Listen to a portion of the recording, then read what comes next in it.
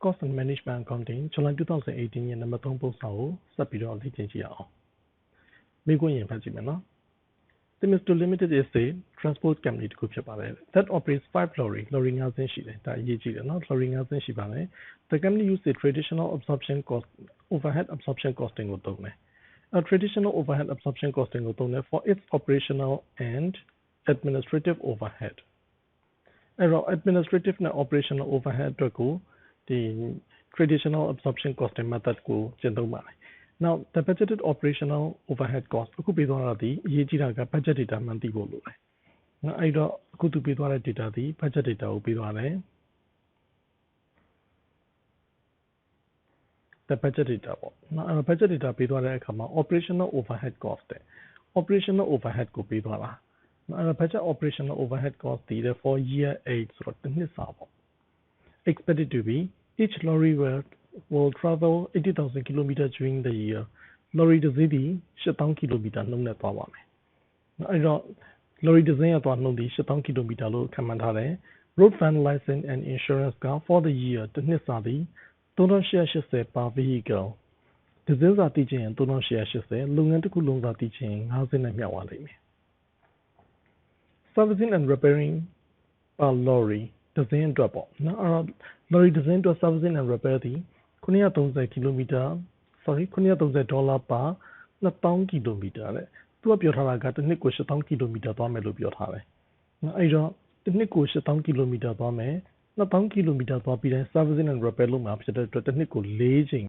servicing လုပ်ရမယ်ကန်း5စင်းအတွက်တစ်စင်းကို4ချိန်နဲ့ကန်း5စင်းစာ930နဲ့မြောက်လိုက်ရင်တစ်နှစ်စာသိရမယ်နော်ဒီမှာလည်းကန်း50နဲ့မြောက်လိုက်မယ်ဒါဆိုရင်3,880ကိုကန်း50နဲ့မြောက်လိုက်ရင်တစ်နှစ်စာ road fund license ကိုသိရမယ်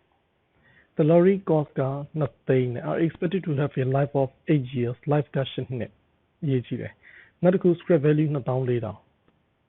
depreciation တွက်လို့ရတာပေါ့အဲ့တော့ဒီနေရာမှာတစ်စင်းကို2သိန်းနဲ့ cost ကတစ်စင်းကို2သိန်းနဲ့ scrap value က24,000 life က8နှစ်ဆိုတော့the cost has scrap value နဲ့ပြီး life နဲ့စာလိုက်ရင် depreciation တစ်နှစ်စာထွက်မယ် all tires are replaced tire ကို replace လုပ်ရပါမယ် every 40,000 kilometer ဒါဆိုရင်တစ်နှစ်ကို 8,000 kilometer သွားမှဖြစ်တဲ့အတွက်ကြောင့် tire ဒီ2ကြိမ်လဲရမယ် cost က600 each အဲ့တော့တစ်စင်းအတွက်ကို cost က600ကျမယ် each lorry has a 8 tires on အဲ့တော့ lorry တစ်စင်းမှာ8 tire 8ခုရှိပါလေအဲ့တော့တစ်စင်းအတွက်မဟုတ်တာ$600 each ကတစ်ခုကို$600ကျပါမယ်ဒါဆိုတော့ဒီလိုတွက်ပြရလိမ့်မယ် tire cost ကတစ်စင်းကို tire cost က600 each အမြောက်တစ်စင်းကို8 tire အမြောက်တစ်နှစ်မှာ2ကြိမ်လဲရမယ်သဘောဖြစ်ပါမယ်နောက်အဲ့တော့ 4,000 kilometer သွားပြီးတိုင်း tire တစ်ခါလဲမယ် 8,000 kilometer သွားမှာဖြစ်တဲ့အတွက်ကြောင့်တစ်နှစ်တွင်းမှာ tire 2ခါလဲပေးရမယ်သဘောရှိပါမယ်နောက်အဲ့တော့ဒီနေရာမှာ600သည်တစ်ခုကို600နဲ့ကားတစ်စင်းမှာ each lorry ကားတစ်စင်းမှာ8လုံးရှိတာဖြစ်တဲ့အတွက်ကြောင့်အဲ့တော့600နဲ့8နဲ့မြောက်လိုက်ပြီးရင်တစ်နှစ်မှာ2ကြိမ်လဲရမယ် total သိချင်50နဲ့ဆက်မြောက်နောက်လိုပုံစံနဲ့သွားရလိမ့်မယ်နောက်အဲ့တော့မှကျွန်တော်တို့ကတစ်နှစ်စာ cost ကိုသိရမယ် tire cost ပေါ့ the budgeted administrative overhead အခုပြောသွားတာကကျတော့ budgeted administrative overhead ကိုပြောသွားတယ်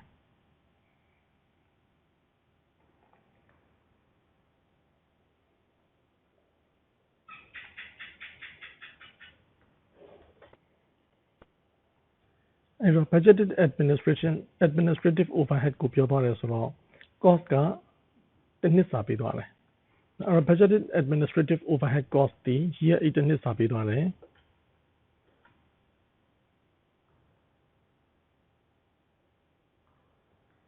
year 8တစ်နှစ်စာပေးသွားတယ် expected to 1,260,000ဖြစ်ပါမယ်ဒီတော့ 1,260,000ဒီတစ်နှစ်စာ administrative overhead cost ပေါ့ budgeted administrative overhead ဒီတစ်နှစ်ကို 1,260,000 the total of 900 jobs have been contracted for year 8 အတွက်ကို 900 jobs ဖြစ်ပါလိမ့်မယ်year 8အတွက်တစ်နှစ်စာ job ရေအတွက်ဒီ900ရပါလိမ့်မယ်အဲ့မှာ administrative overhead ကတစ်နှစ်စာ 1,260,000တော့ဗာမီလဲဆိုတော့ calculate the following overhead absorption rateအတွက်ပါ for year 8တစ်နှစ်စာတွက်ပေးရမယ် administrative overhead per job တဲ့嗱，但係 administrative overhead ဘတ်ဂျက် administrative overhead ကိုတည်မယ်ပေါ့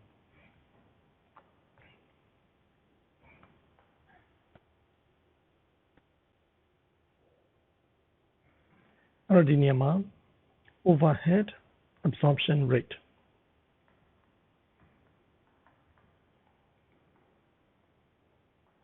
မြာချင်း budget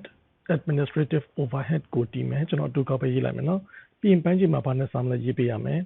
ဒီ budgeted job အရေးအတွက်နဲ့စာပေးရမယ်ဒါဆိုရင် budget production budget administrative overhead က326,000ကိုပိုင်းဝေးမှာတည်လိုက်ပါဒေါ်လာဆိုင်ထည့်ပြီးရေးရမှာပေါ့နော်326,000ကိုတည်မယ်ပြီးရင်ပိုင်းခြေမှာကျတော့900 job နဲ့စာချလိုက်မယ်ဒါဆိုရင်ဒီနေရာမှာအလုပ်တစ်ခုအတွက်ဘယ်လောက်ဆိုပြီးတည်ရမှာပေါ့per job ပြန်တက်ပေးရမယ်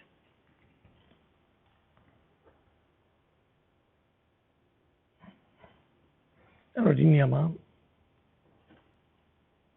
326,000ကိုတည်မယ်900 job နဲ့စာမယ်သူ့အဖြေက140 per job ဆိုပြီးထွက်ထားတယ်နော်အဲ့တော့အလုပ်တစ်ခုအတွက်ကို administrative overhead ဒီ140 per job နဲ့ရထားတယ်ဒါဆိုနံပါတ် A မေးခွန်းပြီးသွားပြီပေါ့နံပါတ် A ရဲ့1မေးခွန်းပြီးသွားပြီသူကတစ်မှတ်ပဲပေးထားတယ်နံပါတ် A ရဲ့2မေးခွန်းကျတော့9မှတ်ပေးတယ်ဘာလို့ခိုင်းလဲဆိုတော့ operational overhead per kilometer နဲ့တွက်ပေးပါတယ်ဒါဆိုရင်ကျွန်တော်တို့တွေ့မှာဒီ administrative overhead operational overhead per kilometer လို့ပြောတဲ့အတွက်ကြောင့် overhead absorption rate ကိုလိုချင်ရင်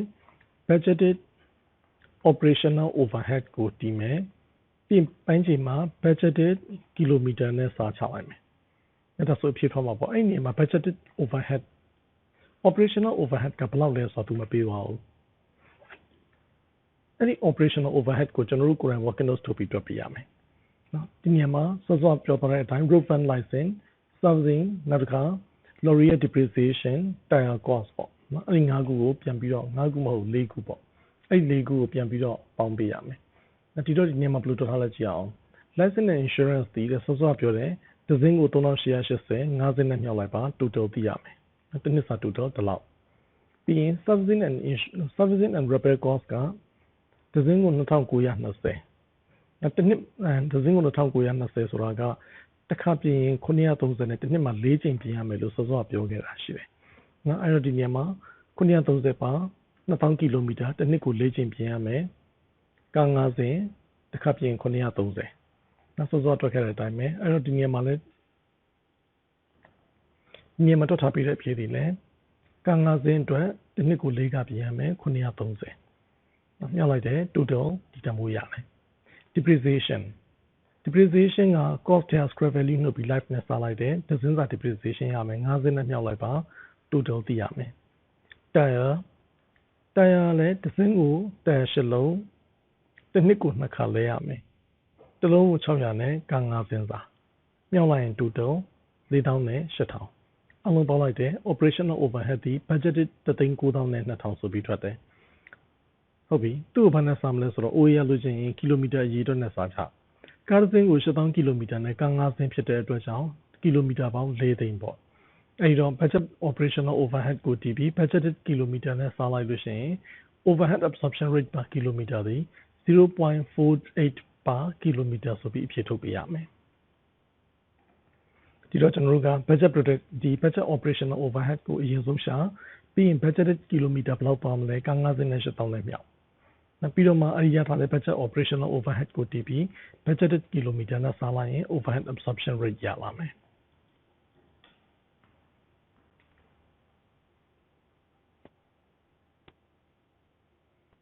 နောက်တစ်ခုနံပါတ် B ပါမေးလက်ကြည့်အောင် explain နဲ့ဒီခါ comment ရေးခိုင်းတယ်ရှင်းပြပေးရမယ် why operational overhead are being absorbed on the basis of kilometer operational overhead ကိုဘာကြောင့် kilometer နဲ့ base လုပ်တာလဲoperational overhead ဖြစ်တဲ့အတွက်ကြောင့်အဲ့ဒီ vehicle တွေ operate လုပ်တဲ့ activity နဲ့ဆိုင်တယ် and administrative overhead ကိုတော့ဘာကြောင့် job basis နဲ့ charge လုပ်တာလဲဒီ job ပေါ်မှာအခြေခံပြီးတော့တွက်ယူတာလဲ administrative overhead ဒီ job တစ်ခုချင်းပေါ်မှာအခြေခံပြီးတွက်ယူတယ် job နဲ့ base လုပ်ထားတယ်ဘာကြောင့်အဲ့လိုမျိုးတွက်တာလဲ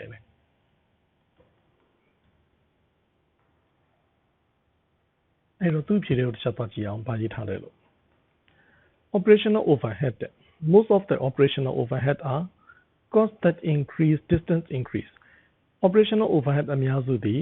cost that increase အဲ့တော့ operational overhead အများစုသည် cost တွေဖြစ်ကြပါတယ်အဲ့တော့ most of the operational overhead are cost အဲ့ဒီ cost တွေသည် that increase as the distance increase ခရီးကွာဝေးတိုးတာနဲ့အမျှ cost ကလည်းတက်လာတယ် or ဒါမှမဟုတ်လို့ရှိရင် are related to use of the lorry အသုံးပြုမှုပေါ်မှာမူတည်နေပါတယ် lorry အသုံးများရင် cost ကတက်လာမယ်ပေါ့အဲ့တော့ one measure of the size of the job is now for the lorry have to travel အဲ့တော့အလုပ်ရဲ့ခရီးကွာဝေးပေါ်မူတည်ပြီးတော့ဒါ lorry ရဲ့ charges က operational cost ကတက်လာမှာပဲနောက်တစ်ခု administrative overhead every job that is arranged required အဲ့တော့ job တစ်ခုတိုင်းဒီ arrangement လုပ်ပေးရမယ် at a certain degree of administrative administration charges ကိုဒါအတိုင်းအတာတစ်ခုအထိတော့ကုန်ကြပါလိမ့်မယ်ဒီတော့အလုပ်တစ်ခုတိုင်းဆိုလိုတာအလုပ်တစ်ခုလက်ခံတိုင်းအဲ့ဒီအလုပ်နဲ့ပတ်သက်ပြီးတော့စီမံခန့်ခွဲမှုလုပ်ပေးရလိမ့်မယ်အဲ့ဒီစီမံခန့်ခွဲမှုလုပ်ပေးရတဲ့ကိစ္စသည်အဲ့ဒီအလုပ်ရဲ့ခရီးအကွာဝေးအဲ့ဒီအလုပ်ရဲ့အရွယ်အစားနဲ့မသက်ဆိုင်ဘဲနဲ့ customer order ကိုလက်ခံတိုင်း administrative department သည်ဒီ order လက်ခံတာနဲ့ပတ်သက်ပြီးတော့ arrangement တစ်ခုကိုဒါအမြဲလုပ်ပေးရလိမ့်မယ်အလုပ်တစ်ခုတိုင်းအတွက် arrangement တစ်ခုကိုအမြဲလုပ်ပေးရလိမ့်မယ်အဲ့ဒီ arrangement သည်အဲ့တဲ့အလုပ်ရဲ့ size နဲ့မသက်ဆိုင်ဘူးအလုပ်အရွယ်အစားအကြီးအသေးနဲ့မသက်ဆိုင်ဘူးဘယ်အလုပ်စီမံခန့်ခွဲမှုတော့လုပ်ပေးရမှာပဲမစီမံအုပ်ချုပ်မှုပေါ့ပြောရင်စီမံအုပ်ချုပ်မှုတစ်ခုတော့လုပ်ပေးရမှာပဲအဲ့ဒီအတွက်ကြောင့်သူတို့ကကြတော့ခီးကွာဝေးပေါ်မှာမူတည်ပြီး activity အနည်းများပေါ်မူတည်ပြီးကုန်တာမဟုတ်ဘဲနဲ့ job အရေးအတွက်ပေါ်မူတည်ပြီးတော့ဒီ administrative overhead ကို charge လုပ်တယ်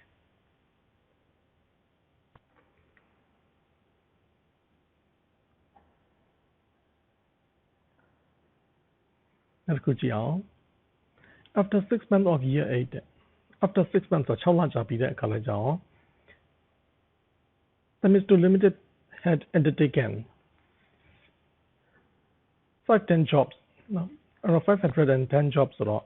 ဒီ 510 job ကိုလက်ခံလိုက်ပါတယ်တဲ့ဒါဆိုရင်သူကလုပ်ခဲ့ပြီးပြီပေါ့နော်အဲ့တော့လုပ်ပေါင်း930ကိုလက်ခံခဲ့ပြီးပြီ involving total distance of 193,500 km အဲ့တော့စုစုပေါင်းသူသွားတဲ့ခီးအရေးအတွက်ကံ၅စီးစလုံးစုစုပေါင်းသွားလိုက်လို့ရှိရင်စုစုပေါင်းသွားလိုက်ရင် 193,500 km သွားပြီးပါပြီတဲ့ဒါဒီ6လအတွင်းပေါ့ဒီတော့ administrative overhead incurred တကယ်ကုန်ကျသွားတာက 63,930 operational overhead incurred 81,350 အဲ့တော့ calculate the total overhead of over or under absorption total overhead ကိုတွက်ပေးရမယ် over or under absorption ကိုတွက်ပေးပါတယ်အဲ့တော့ over under absorption ဆိုတော့ကျွန်တော်မှန်းချိတွက်ယူထားတဲ့ absorb overhead ရဲ့အခုမှန်တကယ်ကုန်ကျသွားတဲ့ actual overhead ရဲ့ actual overhead တွေဒီပမာဏတွေပေါ့အဲ့ဒီနှစ်ခုအရှင်ကြည့်လိုက်မယ် absorb overhead ကများသွားရင် over absorb ဖြစ်ပြီးတော့ absorb overhead ကနည်းသွားရင် under absorb ဖြစ်မှာပေါ့ပထမဆုံး administrative overhead တွက်ခိုင်းတယ်ပထမ6လအတွင်းနဲ့ administrative overhead ဒီ job ပေါ်မှာမူတည်ပြီးတော့တာဖြစ်တဲ့အတွက်ကြောင့်ကျွန်တော်တို့က administrative overhead ကို over under absorb တွက်မယ်ဆိုရင် admin overhead absorb တကြောင်ပေါ့နော်ဒီတော့ admin overhead absorb ဒီစောစောကျွန်တော်တို့တွက်ခဲ့တာတခုရှိတယ်အပေါ်မှာတွေးခဲ့တာ admin overhead ဒီ OER 140 per job ဒီတော့ overhead က140 per job မြောက် number of job က510 job လက်ခံပြီးပြီဒီတော့140 per job ကိုလက်ခံလိုက်တဲ့အလုပ်ပေါင်း930နဲ့မြောက်လိုက်ပါဒါဆိုဒီနေရာမှာ overhead absorb ထွက်လာမယ်အဲ့ဒါကို administration overhead incurred ဒါမှမဟုတ်ရင် actual အမှန်တကယ်ကုန်ကျသွားတဲ့ပမာဏနဲ့နှိုင်းယှဉ်လိုက်ပါ63,920နော်အဲ့တော့ဒီပမာဏနှစ်ခုကိုနှိုင်းယှဉ်လိုက်ထွက်လာတဲ့ခြားနားချက်ဒီနေရာမှာရေးမယ် over absorb လား under absorb လားခွဲခြားပြီးရေးပေးရမယ် absorb ကများနေရင် over absorb လို့ရေးမှာဖြစ်ပြီးတော့ absorb ကနည်းနေရင် under absorb လို့ရေးပေးရမယ် operational overhead ထိုနည်း၎င်းပဲတူတူပဲစောစော OER ဘယ်လောက်ရထားလဲဆိုတော့တွက်ကြည့်လိုက်တော့ 0.48 per kilometer absorb ကိုလိုချင်ရင်သူကကျတော့ operational overhead absorb လို့ရေးပြီးအောက်တစ်ချောင်းကနေခွင်းဆောက်ခွင့်ပေးနေ$0.48 per kilometer မြောက်သွားလိုက်တဲ့ကီလိုမီတာသည်1,93,500 ကီလိုမီတာမြောက်ပေးရမယ်။အဲ့ဒီနှစ်ခုမြောက်လိုက်လို့ရှိရင်ဒီနေရာမှာထွက်လာမှာဒီ operational overhead absorb ထွက်လာမယ်ဒီနေရာမှာရေးပေးရမယ်$sign တက်ပေါ့ပြီးတော့အဲ့ဒီရောက်မှာ operational overhead actual ဘယ်လောက်ကုန်ကြသလဲဒီမှာရေးပေးရမယ်8,350အဲ့ဒီနှစ်ခုခြားနာချက်ရှာလိုက်ပေါ့နောက်သူတို့နှစ်ခုခြားနာချက်ရှာလိုက်ရင် absorb overhead ကများခဲ့တော့ဒီနေရာမှာ over absorb ဖြစ်မယ် absorb overhead ကနည်းခဲ့ရင် under absorb ဖြစ်မှာပေါ့စပြန်ရေးပေးရမယ်နော်အဲ့ဒီနေရာမှာစာရေးဖို့မမေ့ပါနဲ့နှစ်ခုစလုံး over absorb တည်ပဲတဲ့အဲ့တော့ဒီနေရာမှာ over absorption ဆိုပြီးရေးထားတယ် over absorption ဆိုပြီးတော့ရေးထားပေးတယ်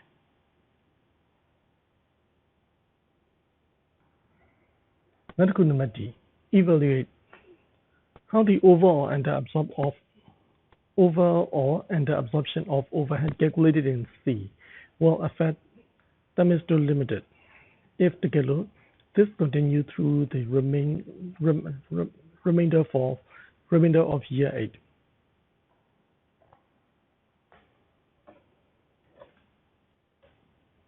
year 8ရဲ့ကျန်တဲ့နှစ်တစ်ဝက်မှာလည်းအဲ့ဒီအတိုင်းပဲဆက်ပြီးရှိနေမယ်ဆိုလိုတာဒီ over absorb ကဏ္ဍနေသည်စောစောနှစ်ခုလုံး over absorb တွေတွေ့ကြတယ်နော်အဲ့ဒီ over absorb ကဏ္ဍနေသည် year 8ရဲ့ကျန်တဲ့နောက်တစ်ပိုင်းနှစ်တစ်ဝက်ပေါ့နော်ကျန်တဲ့ဒုတိယနှစ်6လအတွက်ကိုဒီဒုတိယ6လအတွက်ကိုဒါအဲ့ဒီအတိုင်းပဲဆက်ရှိနေဦးမယ်ဆိုလို့ရှိရင်လုပ်ငန်းအတွက်ဘယ်လိုမျိုး effect ရိုက်မလဲတဲ့နော်အဲ့တော့လုပ်ငန်းအတွက်ဘယ်လိုမျိုးသက်ရောက်မှုရှိမလဲတဲ့အဲ့တော့သူကဒီနေရာမှာပထမဆုံး positive factor နဲ့ negative factor နှစ်ခုခွဲရေးတယ် positive ကိုချက်ကြည့်အောင်ဒီနေရာမှာသတိထားမိရမှာက overhead နှစ်ခုစလုံးဒီ over absorb ထွက်နေတယ်နော် over absorb ထွက်တဲ့အတွက်ကြောင့်ကျွန်တော်တို့မှန်းခြေတွက်ယူလိုက်တဲ့ပမာဏသည်အမှန်တကယ်ကျတဲ့နေတာများသွားတဲ့သဘောရှိတယ်နော်အဲ့ဒီအတွက်ကြောင့် actual overhead cost per job ဒါမှမဟုတ်လို့ရှိရင်နောက်တစ်ခု operational အတွက်ဆိုရင် per kilometer ပေါ့နော်ဒီတော့actual overhead cost per job ဒါမှမဟုတ်လို့ရှိရင် per kilometer are less than budgeted ကျွန်တော်တို့ခန့်မှန်းထားတာတက်ကိုနည်းပါတယ်။ဘာကြောင့်လဲဆိုတော့ absorb ဆိုပြီးမှန်းခြေတွက်တောင်းတာဒီပမာဏများသွားပြီးတော့တကယ်ကျတဲ့နာနည်းနေတယ်။အဲ့တော့ကြည့်ခြင်းအဖြစ်အမှန်တကယ်ကျတဲ့ actual overhead cost ဒီအမှန်တကယ်ကျတဲ့ actual administration overhead နဲ့ operational overhead cost တွေဒီ budget ခန့်မှန်းထားတာတက်ဒါမှမဟုတ်လို့ရှိရင်ကျွန်တော်တို့မှန်းခြေတောင်းရတဲ့ဒီမှန်းခြေတွက်ယူလိုက်တဲ့ absorb ဒါမှမဟုတ်ရင်ဒီ budgeted estimate ပမာဏထက်ကိုလျော့နေတယ်ဆိုတာကိုပေါ်လွင်စေတယ်။နောက်လုပ်ငန်းအတွက် cost သက်သာစေတာပေါ့။ဒုတိယတစ်ချက်ဘာပြောလဲဆိုတော့ actual overhead cost per kilometer are less than budgeted. Actual overhead cost per kilometer per job ဒါမှမဟုတ် per kilometer တွေဒီ less than budgeted ခန့်မှန်းထားတဲ့နဲ့အဲ့အတွက်ကြောင့် more profit per job အဓိကပါပဲနော် profit per job ဒီပို့ပြီးတော့များစေပါပဲ။ပထမဆုံး actual cost တွေက budgeted ခန့်မှန်းထားတာထက်နည်းတယ်အဲ့ဒီနောက်ဆက်တွဲကြောင့်လုပ်ငန်းအတွက်ကို more profit per job အလုပ်တစ်ခုတိုင်းဒီအမြတ်အစွန်းပုံမရရှိစေပါမယ်။နောက်ကျွန်တော်တို့ငခုခန့်မှန်းထားတာထက်ကုန်ကျစရိတ်သက်သာပါဘူး။အဲ့ဒီအတွက်ကြောင့် profit ကပိုများလာမယ်။နောက်တစ်ခု over absorption will result in more profit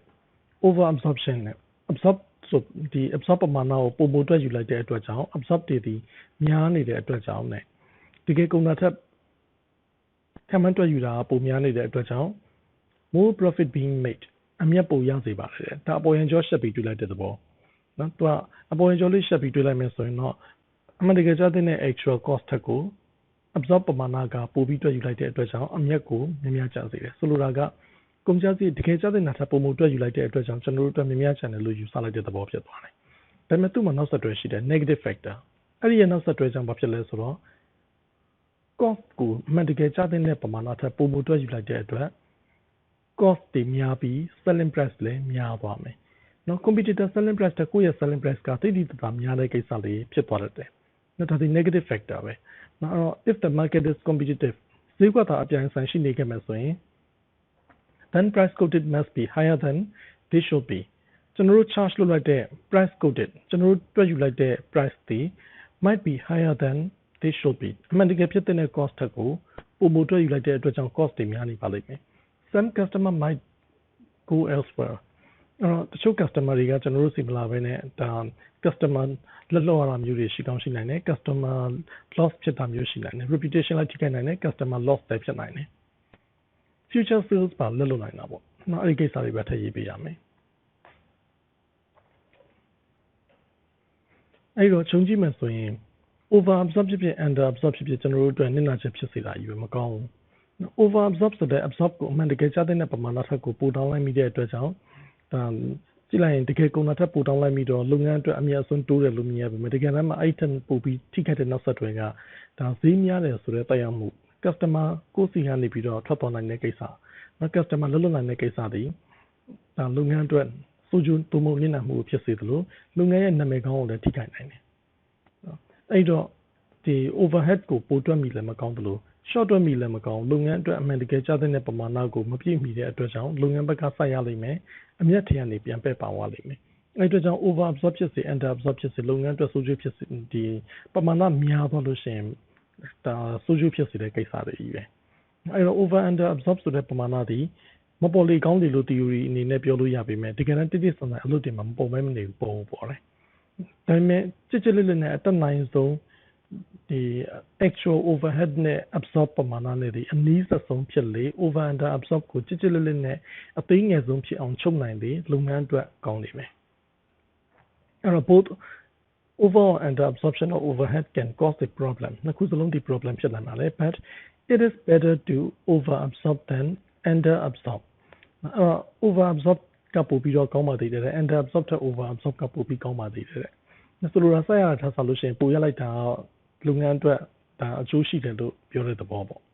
ဒီနေ့မှာပြန်ပြီးနှီးကုန်းချုပ်ပေးရမယ်ဒီတော့ဒီပုစတာလေးကိုတိကျပြန်ပြီးချတွက်ကြည့်ဖို့လိုပါတယ်နော်တိကျချတွက်ဖို့ကျွန်တော် recommend လုပ်ပါတယ်ဒီပုစတာလေးကိုဒီ service လုပ်ငန်းနဲ့ပတ်သက်တဲ့သဘော job